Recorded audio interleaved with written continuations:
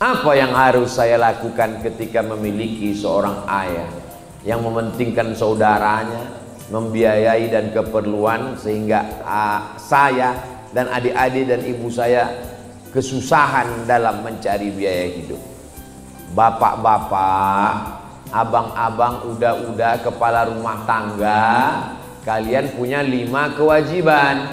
Yang pertama, kasih makan. Yang kedua, kasih pakaian. Yang ketiga, kasih tempat tinggal. Yang keempat, kasih pendidikan. Yang kelima, kasih perhatian kepada istri dan anak kalian. Setelah istri, anak, orang tua kalau susah, barulah saudara, keponakan, yang lain. Jangan salah prioritas. Ini namanya fiqhul aulawiyat. Orang yang menolong saudaranya tapi anak istrinya susah, itu sama seperti orang pakai jas, pakai dasi, tapi tak bercelana. Tak bisa dia bedakan mana skala prioritas, mana yang utama. Yang utama itu ring 1 dulu. Ring 1 saya siapa? Istri, anak, orang tua kalau tak mampu. Maka ini mesti dicukupkan dulu. Berlebih baru melimpah kepada yang lain. Nah, ini ajaran agama Islam. Kembali kepada ajaran agama Islam. Saya Ustadz senang melihat kajian Ustadz di online, YouTube dan lain-lain. Tetapi ketika pertengahan mengaji pasti ada iklan yang buka aurat. Nah, itu bagaimana? Mau ngaji tapi ada iklan buka aurat, kalau tidak ngaji padahal ingin mengaji online. Ya, mohon dijelaskan. Jadi ceritanya gini, kita punya dagangan tahu. Tahu itu halal apa haram? Haram. Tempe? Halal. Tapi tempat jualannya yang punya ini tidak 100% muslim. Jadi numpang kios. Numpang kios, di depan kiosnya itu ada gambar orang pakai baju nggak menutup aurat. Kenapa kita mesti pakai YouTube? Karena kita belum punya YouTube syariah. Tapi kalau ada di antara anak muda kita ini datang nanti alumni dari Jepang, walaupun otaknya Jepang tapi hatinya tetap la ilaha illallah Muhammad Rasulullah, bebas iklan, bebas rok pendek, maka untuk sementara ini kita pakai wasilah ini. Kalau ada yang begitu-gitu lewatkan, kan lewatkan, lewatkan, jangan diulang lagi, lewatkan. Nah, paham? Jelas? Jadi itu di luar kendali kita, karena mereka memasukkan iklan, jadi kita lewatkan aja atau tutup mata. Nah, setelah dengar suara Ustaz Somad baru buka lagi. Wallahu a'lam. Assalamualaikum WW. Apa pula disingkat WW? Itulah mengapa kita ini tak dapat selamat, rahmat dan barokah. Kalau bersalam tuh jangan ini dapat salam ASS WR WB. Assalamualaikum, selamat anakmu, selamat binimu, selamat rumahmu, selamat hartamu, selamat sampanmu, selamat lakimu tidak dilarikan pelakor. Orang nih Pak, nampaknya aja ketawa, dalam hatinya takut kehilangan bapaknya. Betul kan Bu? Wa rahmatullah, semoga engkau dikasih rahmat kasih sayang Allah. Wa barakatuh, berkah anakmu, berkah mobilmu, berkah motormu, berkah sampanmu, berkah hartamu, berkah sawitmu, berkah brondolmu. Itu arti assalamualaikum warahmatullahi wabarakatuh tuh. Makanya dijawab assalamualaikum warahmatullahi wabarakatuh.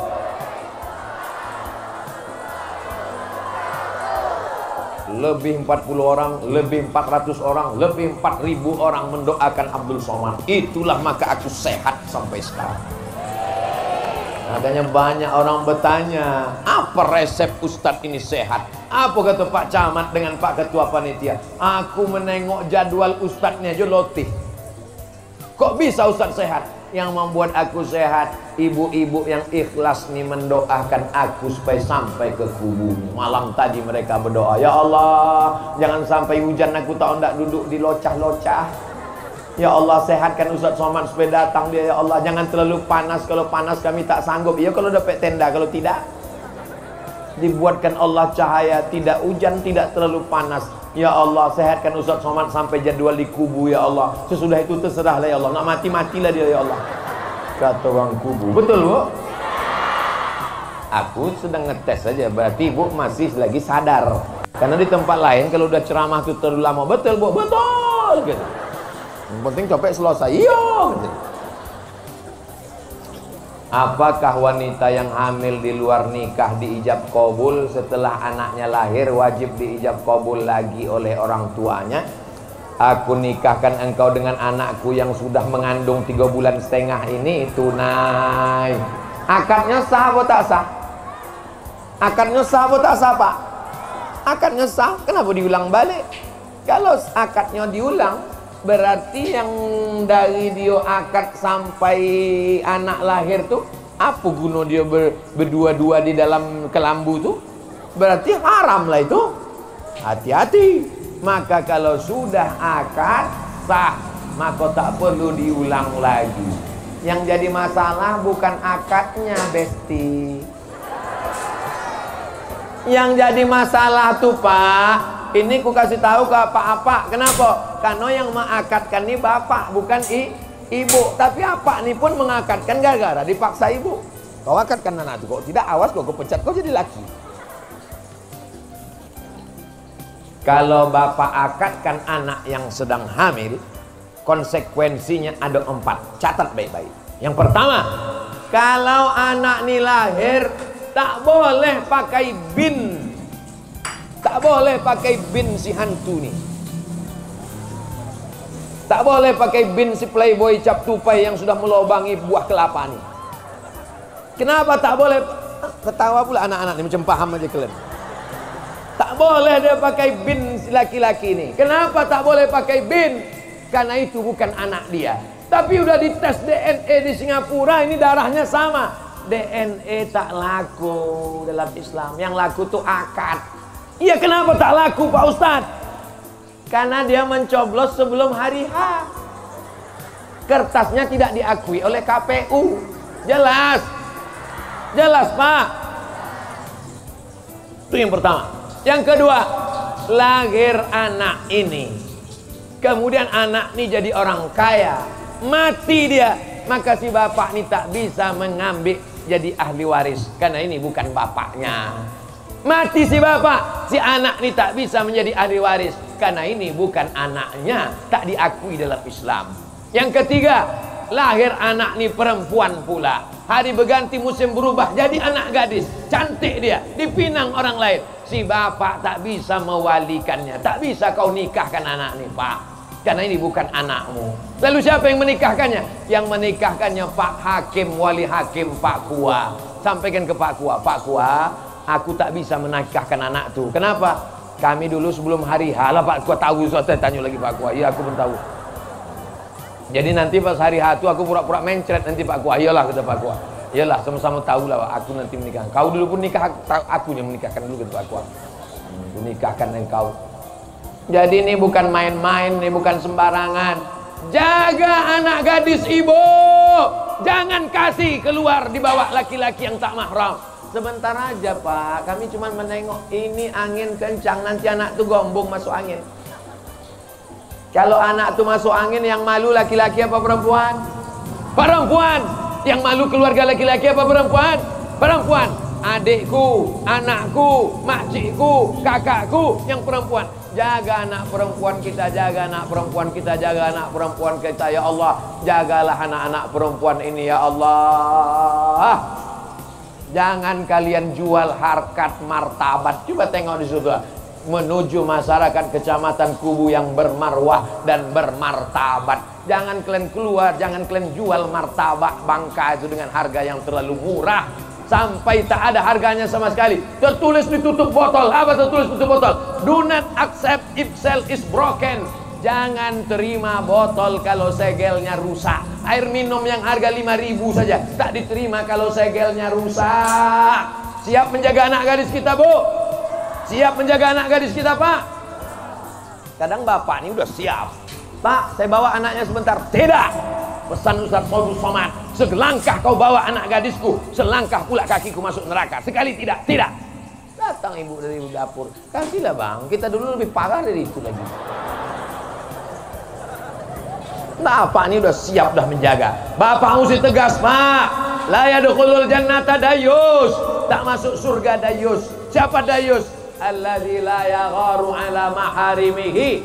Tak ada rasa cemburu kepada mahramnya. Anak gadisnya dibawa orang. Pak Haji, nampak gua anak Pak Haji tadi dibawa orang ke tepi laut. Biarlah. Pak, kami balik subuh ya. Seminggu pun tak apa-apa. Kiamat sudah dekat. Sebelumnya saya tak pernah mengalami ini Ustaz. Apakah setiap bangun tidur dan kita melihat celana basah, malam harinya kita tak ada sama sekali mengalami mimpi, apakah kita diwajibkan mandi? Tengok dulu, kalau basah karena atap bocor, apa pula wajib mandi? Tidak semua mimpi itu bisa kita ingat. Tak semua mimpi kita ingat.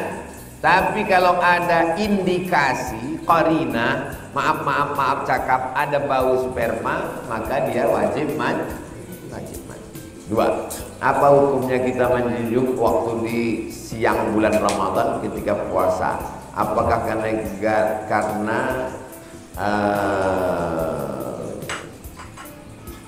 kalau spermanya keluar karena mimpi, tidur dia jam 12 siang, mimpi dia, maka puasanya tak batal. Tapi kalau karena perbuatannya, maka puasanya batal, mesti dia kokoh. Jelas? Kalau tidak ada unsur keinginan dia, mimpi itu kan bukan keinginan kita. Bisa mimpi itu di request? Tidak bisa. Kalau bisa mimpi di request, oh mau mimpi sama mahasiswi kelas mana lah sebenarnya? Mimpi itu tak bisa di request, bukan kehendak dia, maka dia puasanya tak batal, dia cukup mandi saja. Tapi kalau ada kehendak dia, maka batal puasa. Mohon maaf jika pertanyaan saya ini terlalu panjang, saya hanya ingin belajar menjadi lebih baik. Nabi memuji perempuan Ansor, nikmatin nisa, nisaul Ansor, sebaik-baik perempuan, perempuan Ansor. Kenapa? La yastahyaina ayyatafaqqahna fid-din, karena mereka tak malu-malu belajar agama. Makanya mereka minta satu majelis khusus dengan Nabi yang tak ada laki-laki, supaya mereka bebas bertanya kepada Nabi Muhammad SAW. Bagaimana sholat yang ada tiang? Masjid ini tak ada tiang. Jadi kalau di masjid itu ada tiang, maka sholat sok putus. Jadi jangan membuat sok yang ada tiang, kecuali jamaah membludak tak bisa membuat sok baru. Sholat Jumat boleh tiang, maka di an-nur antara tiang dan tiang tetap ada sok pada saat sholat Jumat. Tapi kalau sholat Isya, sok lewatkan tiang, baru sok baru di belakang tiang. Jangan di antara tiang itu dibuat. Sholat Jumat, Idul Fitri, Idul Adha, kalau dalam masjid tak apa-apa di tiang karena darurat. Tapi kalau sholat maghrib, sholat Isya, lewatkan tiang, buat sholat di belakang, nyambung lebih afdal daripada yang putus. Saya pernah mendengar ceramah Ustadz kajian fikih Islam Sulaiman Rashid menjelangkan tentang kiblat ada 3, Ka'bah, Masjidil Haram, Tanah Haram. Apa maksudnya?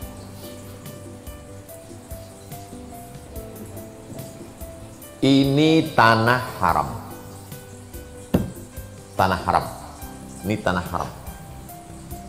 Panjangnya 42 km.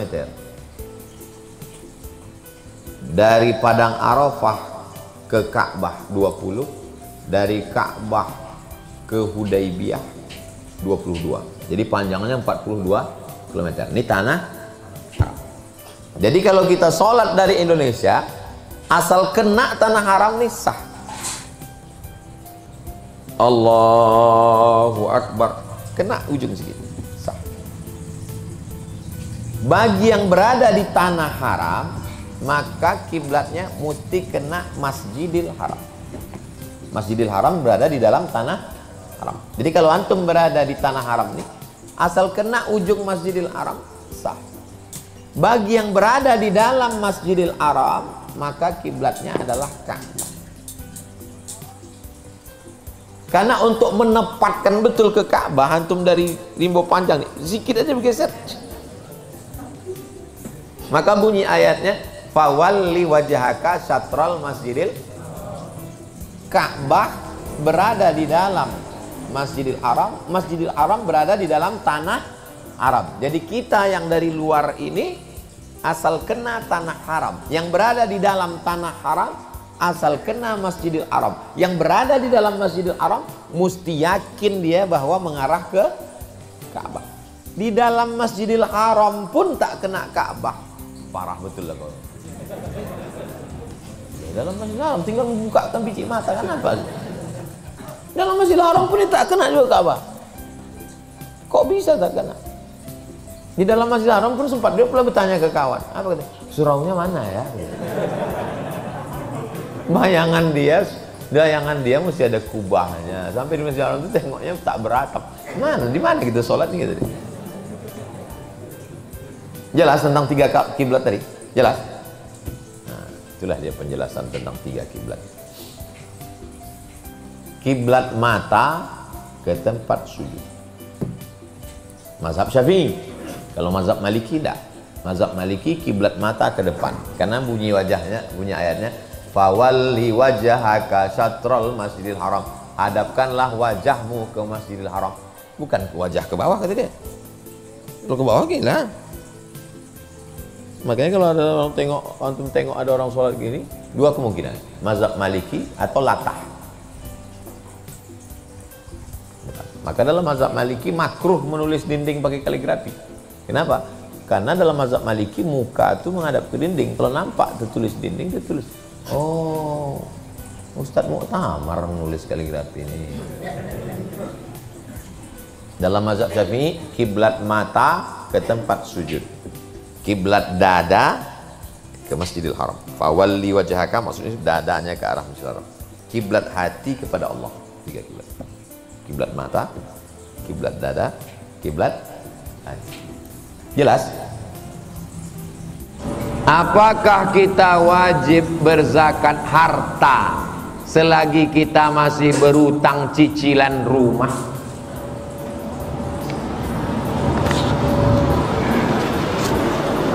Boleh tidak berzakat kalau masih ada utang. Ada ustadz yang berceramah begitu. Boleh tak berzakat kalau masih ada utang. Inilah yang didengar orang berutang nih hingga tak berzakat-zakat terus deh. Ini penjelasannya. Zakat dagang jurusnya 3 kurang 2. Misalnya bapak berdagang bunga mawar, bunga melati, bunga tai ayam, semua bunga. Maka yang pertama dihitung berapa semua modal, berapa semua piutang. Piutang itu barang kita yang ada sama orang. Berapa semua untung. 3 tadi dikurang 2. Kurang hutang, kurang rugi. Kita ulang sekali lagi ya. Orang kalau belum minum kopi memang susah ngingat. 3 kurang 2. Ini khusus untuk zakat niaga. Yang berdagang, yang toko kelontong, yang jualan, jurusnya 3 kurang 2. Modal yang diputar, tambah piutang, tambah untung, kurang utang, kurang rugi. Setelah dikurangi utang dan kurang rugi, ternyata totalnya di bawah 85 gram. 1 gram sekarang 1.100.000 tuh. Tapi karena kita udah lama kenal 1 juta aja lah. Kalau di bawah 85 gram, 85 juta, punya toko, hitung dari sejak awal selama setahun, modal yang diputar, tambah piutang, tambah untung, kurang utang, kurang rugi. Ternyata di bawah 85 gram, di bawah 85 juta, maka tidak ada zakatnya. Tapi yang dimaksud utang di sini adalah utang yang terkait bisnis, bukan hutang rumah, hutang mobil, hutang rice cooker, hutang panci. Ini yang banyak orang salah paham. Kau kenapa tak berzakat? Rumahku masih utang. Kau kenapa tak berzakat? Mobilku masih utang. Kau kenapa tak berzakat? Biniku masih utang. Sampai mati kau tak berzakat. Jadi yang punya utang rumah, utang mobil, tetap berzakat apa tidak? Saya ulang sekali lagi. Yang punya utang rumah, utang mobil, tetap berzakat atau tidak? Tetap berzakat. Utang yang bisa mengurangi zakat itu adalah utang yang terkait dengan jelas.